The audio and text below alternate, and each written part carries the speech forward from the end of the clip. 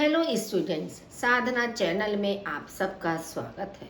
बच्चों, आज हम क्लास 6 की दिव्यमणि पुस्तक का पाठ 8 वार्तालापः इसे स्पष्ट कर रहे हैं। वार्तालाप का मतलब है एक दूसरे के बीच में बातचीत करना। बातचीत हमारी दो लोगों के बीच में भी हो सकती है, दो से अधिक लोगों के बीच में भी हो सकती है।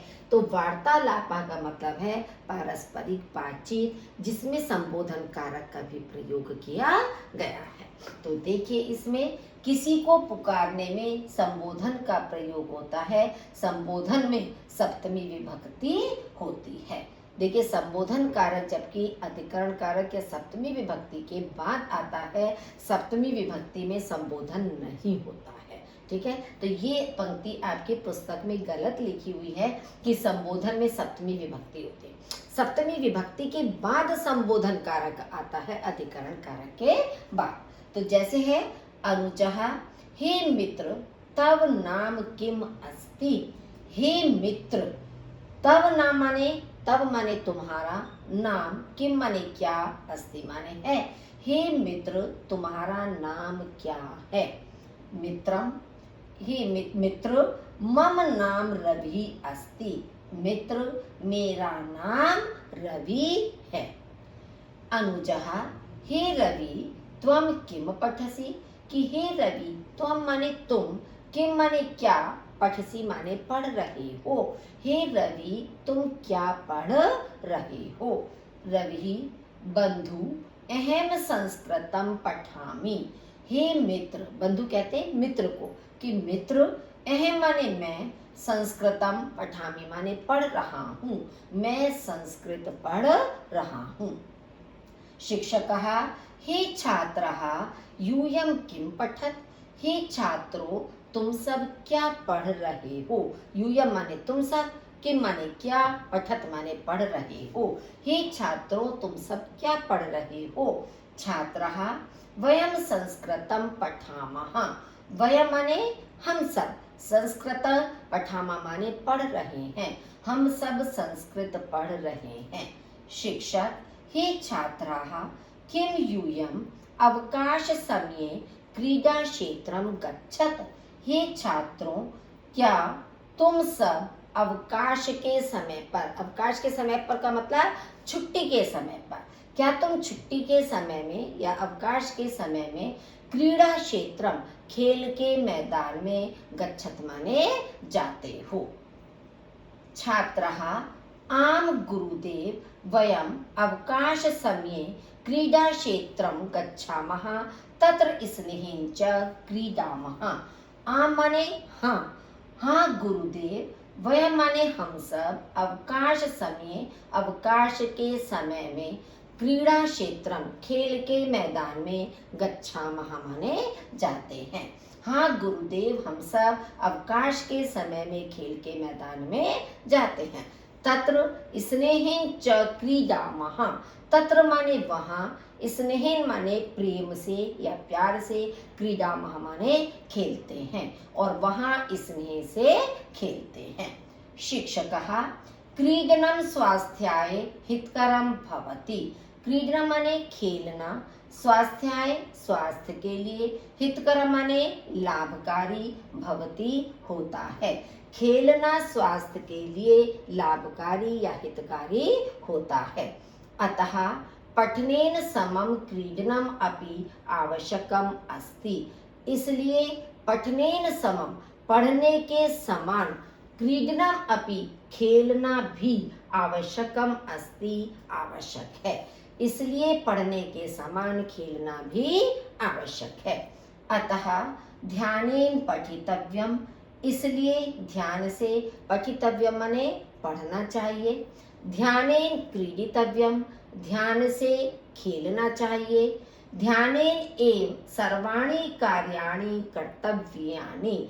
ध्यान से ही सभी कार्य करने चाहिए। तदा एव जनः उन्नतिं कर्तुं जीवने सफलताम अपि च प्राप्तुं शक्नोति। तदा माने तब, एव माने ही, तब ही, जनः माने मनुष्य, उन्नतिम कर्तु, उन्नति करने के लिए, जीवने माने जीवन में, सफलताम अपि, सफलता को भी, प्राप्तुम शक्नोति, प्राप्त कर सकता है। तभी मनुष्य उन्नति करते हुए जीवन में सफलता भी प्राप्त कर सकता है। छात्रः आम गुरुदेव अद्य प्रभृति वयं ध्यानेन पठिष्यामः। हाँ गुरुदेव, अद्य प्रभृति माने आज से लेकर हम सब ध्यान से पढ़ेंगे। सर्वाणि कार्याणि च अवधानेन एव करिष्यामः। सभी कार्य अवधानेन माने ध्यान से ही, करिष्यामः माने करेंगे, सभी कार्य ध्यान से करेंगे। तो इस तरह बच्चों पाठ का अर्थ स्पष्ट हो गया होगा। आपने देखा होगा कि हर जगह कर्ता के अनुसार ही क्रिया का प्रयोग हुआ है। अगर कर्ता एक वचन है प्रथम पुरुष का तो क्रिया भी उसके अनुसार है, मध्यम पुरुष का है कर्ता तो क्रिया मध्यम पुरुष की है, उत्तम पुरुष का कर्ता है तो क्रिया भी उत्तम पुरुष की है। और कहीं लट लकार का प्रयोग है आपका वर्तमान काल तो कहीं आपका भविष्य काल यानी कि लिरिक लकार का प्रयोग इसमें किया गया है। ये प्रश्न आपके वर्ड मीनिंग दिए हुए हैं, इन्हें आप अपने बुक से याद कर लीजिए। अब आपका अभ्यास कार्य, निम्नलिखित प्रश्नों के उत्तर संस्कृत में एक शब्द में दीजिए। त्वम किम पठसि, तुम क्या पढ़ रहे हो। संस्कृतम, संस्कृत पढ़ रहा है, इसमें आपने वार्तालाप में देखा। तो तुम क्या पढ़ रहे हो, संस्कृत। तव नाम किम अस्ति, तुम्हारा नाम क्या है। मोहनः, मोहन। नाम कोई सा भी आप लिख सकते हो, जरूरी नहीं है, क्योंकि ये तो क्वेश्चन आपका एक जनरल है। आप नाम कोई भी लिख सकते हो, राम लिख सकते हो, अनुज लिख सकते हो, मोहन लिख सकते हो, कोई भी नाम आप लिख सकते हो इसमें। तव जनकस्य नाम किम अस्ति, तुम्हारे पिता का नाम क्या है। अब इसमें कोई पाठ में पिता का नाम तो दिया नहीं है, तो आप अपने मन से कोई भी लिख सकते हो। श्री सोमनाथ, श्री सोमनाथ लिख दिया। इसके अलावा आप कोई भी और नाम लिख सकते हो, श्री अशोक कुमार लिख सकते हो। तो जो इच्छा चाहे वो नाम लिख सकते हो, लेकिन पिता का नाम पूछा है तो आदर के रूप में उससे पहले श्री जरूर लगाएंगे। आप जो भी नाम लिखेंगे उससे पहले श्री लिखेंगे, ताकि एक सम्मान के रूप में हम पिता का नाम बताएं। यूयम कुत्र क्रीडत, तुम सब कहाँ खेलते हो। वयम क्रीडा क्षेत्रे क्रीडामः, हम सब खेल के मैदान में खेलते हैं। क्रीडनम कस्मै हितकरम भवति, खेलना किसके लिए हितकारी होता है। क्रीडनम स्वास्थ्याय हितकरम भवति, खेलना स्वास्थ्य के लिए लाभकारी होता है। किसके लिए लाभकारी होता है, स्वास्थ्य के लिए लाभकारी होता है। निम्नलिखित वाक्यों का हिंदी में अनुवाद कीजिए। यहाँ आपके संस्कृत के वाक्य दिए हुए हैं, आपको इनका हिंदी में अनुवाद करना है। हे मोहन त्वम किम पिबसि, हे मोहन तुम क्या पीते हो। त्वम माने तुम, किम माने क्या, पिबसि माने पीते हो। हे मोहन तुम क्या पीते हो। भो छात्रः यूयम कुत्र गच्छत, हे छात्रों, यूयम माने तुम सब, कुत्र माने कहाँ, गच्छत माने जा रहे हो। हे छात्रों तुम सब कहाँ जा रहे हो। हे मित्र तव अम्बायाः नाम किम अस्ति, हे मित्र तव माने तुम्हारी, अम्बायाः माने माताजी, नाम किम का नाम क्या है। हे मित्र तुम्हारी माताजी का नाम क्या है। भो छात्रः किम यूयम अवकाश काले क्रीडा क्षेत्रम गच्छत, हे छात्रों क्या तुम सब छुट्टी के समय खेल के मैदान में जाते हो। गच्छत माने जाते हो, कि छुट्टी के समय तुम खेल के मैदान में जाते हो। नेक्स्ट है, कोष्ठक में दिए गए शब्दों में से उचित शब्द चुनकर रिक्त स्थानों को पूरा कीजिए। कि ब्रैकेट में आपके दो शब्द दिए हुए हैं, उनमें से जो उचित शब्द है उससे आपको रिक्त स्थान की पूर्ति करनी है। जैसे माता पुत्राय भोजनम आनयति, माता पुत्र के लिए भोजन लाती है। अब के लिए संप्रदान कारक में हमारा आता है, यानी कि चतुर्थी विभक्ति लगेगी। तो माता पुत्राय, पुत्रम नहीं आएगा इसमें, क्योंकि के लिए चतुर्थी विभक्ति में हमारा बनता है पुत्राय। भक्तः देवान नमति, भक्त देवों को नमस्कार करता है। अब देवः तो प्रथमा विभक्ति का है, अब देवों को द्वितीय विभक्ति का प्रयोग होता है, तो देवान आपका द्वितीय विभक्ति का बहुवचन है कि भक्त देवताओं को नमस्कार करता है। बालकः कंदुकेन क्रीडति, बच्चा गेंद से खेलता है। अब कंदुकात पंचमी विभक्ति का एक वचन है, कंदुकेन तृतीय विभक्ति का एक वचन है। तो जिससे कोई कार्य किया जाता है, जिस साधन से कोई कार्य होता है, उसमें हमेशा तृतीय विभक्ति आती है। तो बच्चा किससे खेलता है? गेंद से खेलता है, उसके खेलने का साधन गेंद हो गया, तो इसलिए आपका यहाँ पर तृतीय विभक्ति का प्रयोग होगा। फलम वृक्षात पतति, फल वृक्ष से गिरता है। अब वृक्ष से षष्ठी विभक्ति का एक वचन है, वृक्षात पंचमी विभक्ति का एक वचन है। तो जिससे कोई चीज अलग होती है उसमें हमेशा पंचमी विभक्ति का प्रयोग होता है, इसलिए आपका होगा फलम वृक्षात पतति। तडागेषु कमलानि विकसन्ति, तालाबों में फूल खिलते हैं। तो तडाग ही तो तृतीय विभक्ति का बहुवचन है, और तडागेषु यानी कि तालाबों में हमारा सप्तमी विभक्ति का चिन्ह है, अधिकरण कारक का चिन्ह है, तो इसलिए यहाँ पर हमारा सप्तमी विभक्ति का बहुवचन आएगा। नेक्स्ट है, बॉक्स में शब्दों को चुनकर अनुच्छेद को पूरा कीजिए। अब ये बॉक्स में आपके कुछ शब्द दिए हुए हैं, हे राम, मित्रहि, विद्यालयम, तत्र, कद्दुकेन, क्रीडा क्षेत्रम और प्रतिदिन। इन शब्दों का प्रयोग करते हुए हमें इस पैराग्राफ को पूरा करना है। जैसे अहम विद्यालयम गच्छामि, मैं विद्यालय जा रहा हूँ, विद्यालय आ गया। तत्र अहम मित्र ही सह पठामी, वहां मैं मित्रों के साथ पढ़ता हूँ। अब ये देखिए बुक में आपकी मिस्टेक है, केवल स लिखा हुआ है, जबकि शब्द बनेगा सह यानी कि साथ। तो इसलिए सा को काट के बच्चों अपनी बुक में सह कर लेना कि मैं मित्रों के साथ पढ़ता हूँ। अवकाश अनंतरम वयम क्रीडा क्षेत्रम गच्छामः, अवकाश के बाद या छुट्टी के बाद हम सब खेल के मैदान में गच्छामः माने जाते हैं। कंदुके क्रीडामः च, और गेंद से खेलते हैं। हे राम, यम अस्माकं प्रतिदिनम अस्ति, हे राम यह हमारा प्रतिदिन है, या कि प्रतिदिन का काम है। नेक्स्ट है, निम्नलिखित वाक्य में प्रयुक्त क्रियाएं शुद्ध कीजिए। क्रिया को शुद्ध करके लिखना है कर्ता के अनुसार। सह तत्र न गच्छतः, वह वहां नहीं। अब गच्छतः पर गलत है, क्योंकि सह हमारा प्रथम पुरुष का एक वचन है और गच्छतः हमारा प्रथम पुरुष का द्विवचन है, तो हम सह कर्ता के अनुसार एक वचन प्रयुक्त करेंगे। क्या बनेगा? सह तत्र न गच्छति। जैसे गच्छति, गच्छतः, गच्छन्ति, तो गच्छति हमारा एक वचन आ जाएगा। तौ तत्र किम लिखति, वे दोनों वहां क्या लिखते हैं।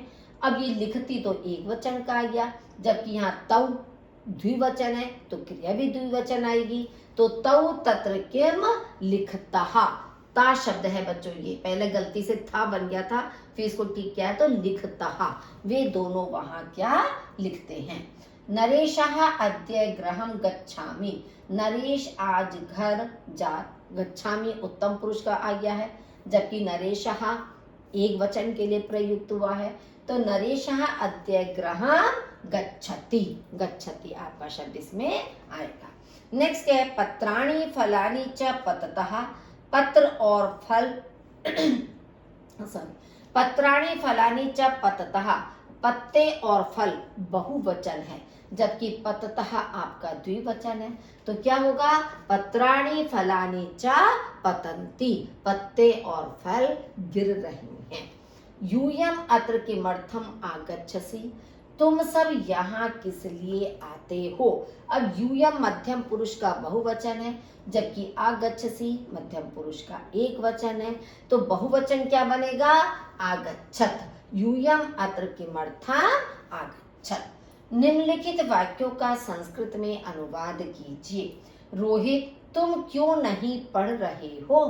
तो हे रोहित, तुम का मतलब त्वम, क्यों का मतलब किमर्थम न पठसी पढ़ रहे हो, क्योंकि तुम एक वचन है, मध्यम पुरुष का तो क्रियम पे पठसी लगेगी। तो हे रोहित त्वम किमर्थम न पठसी। हे मित्र तुम स्कूल जाओगे, तो हे मित्र त्वम विद्यालयम गमिष्यसि जाओगे।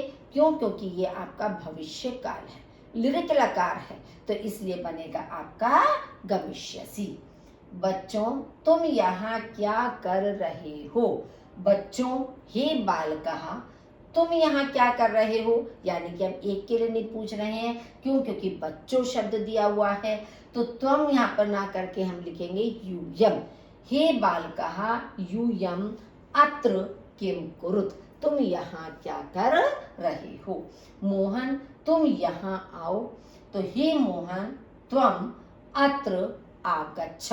यह लोट लकार का आपका आ गया। एक रूप याद कर लीजिए, कोई भी सब कर सकते हो, जैसे पठतु पठताम पठन्तु, पठ पठतम पठत, पठम पठा पठानी पठाओ पठाम, इस तरह से आप कर सकते हो। तो इसलिए आपका रूप बनेगा आगच्छ। अरे छात्रों तुम सब क्या पढ़ते हो। हे छात्रः यूयम किम पठत, तुम सब क्या पढ़ते हो। नेक्स्ट है कहा कम कथ्यति, कौन किसको कहता है। तो कहा का मतलब कौन और कम माने किसको। हे रवि तुम किम पठसी, हे रवि तुम क्या पढ़ रहे हो। अब ये वाक्य लेसन में किसने कहा था, अनुज ने कहा था। किससे कहा था, रवि से कहा था। तो कहा के नीचे अनुज आ जाएगा, अनुज ने कहा, और किससे कहा, रवि से, तो रवि में आपका कम के नीचे आ जाएगा। हे छात्रः यूयम किम पठत, हे छात्रों तुम सब क्या पढ़ रहे हो। ये वाक्य किसने कहा था, शिक्षक ने कहा था। किससे कहा था, छात्रों से कहा था। तो शिक्षकः और छात्रान हो जाएगा आपका। तत्र स्नेहेन च क्रीडामः, और वहां स्नेह से खेलेंगे, प्रेम से खेलते हैं। तो छात्रः किसने कहा था, छात्रों ने कहा था। किससे कहा, शिक्षकम, शिक्षक से कहा था। तो छात्रः और शिक्षकम हो गया। मित्र मम नाम रवि अस्ति, हे मित्र मेरा नाम रवि है। अब रवि ने कहा तो रवि आ गया, किससे कहा, मित्र से कहा, तो मित्रम हो गया। बहुविकल्पीय प्रश्न, यूयम अस्य पदस्य अर्थः कः। यूयम माने तुम सब, इस पद का अर्थ कौन सा है। तुम दोनों, हम दोनों, तुम सब, हम सब। देखिए हम सब और हम दोनों तो होगा नहीं, क्योंकि ये उत्तम पुरुष के हैं। अब मध्यम पुरुष में तुम दोनों और तुम सब बचा है। तो त्वम युवाम यूयम, तो यूयम शब्द जो है हमारा वो तुम सब होता है। छात्रः अस्य पदस्य विपर्ययः कः, छात्र इस पद का, विपर्यय कहते विलोम, कहा माने कौन सा है। जनः, छात्रा, छात्रः, छात्रे। तो छात्रः शब्द है तो आपका हो जाएगा छात्रा, क्योंकि छात्र एक वचन है, तो इसलिए हम उसका जो विलोम शब्द है वो भी एक वचन वाला छात्रा ही करेंगे, क्योंकि ये बहुवचन हो गया, ये द्विवचन हो गया। तो हमें इस बात पर भी गौर करना है, इसको भी ध्यान में रखना है कि प्रश्न में हमारा कौन सा वचन है, ताकि उसी के अनुसार हम उसका आंसर भी दे सकें। तो इस तरह से बच्चों पाठ आपको भली भांति स्पष्ट हुआ होगा। वीडियो को लाइक जरूर कीजिए, चैनल को यदि सब्सक्राइब नहीं किया है तो उसे सब्सक्राइब कर दीजिए, अपने साथियों के साथ शेयर कीजिए। सुनने के लिए आपका बहुत बहुत धन्यवाद।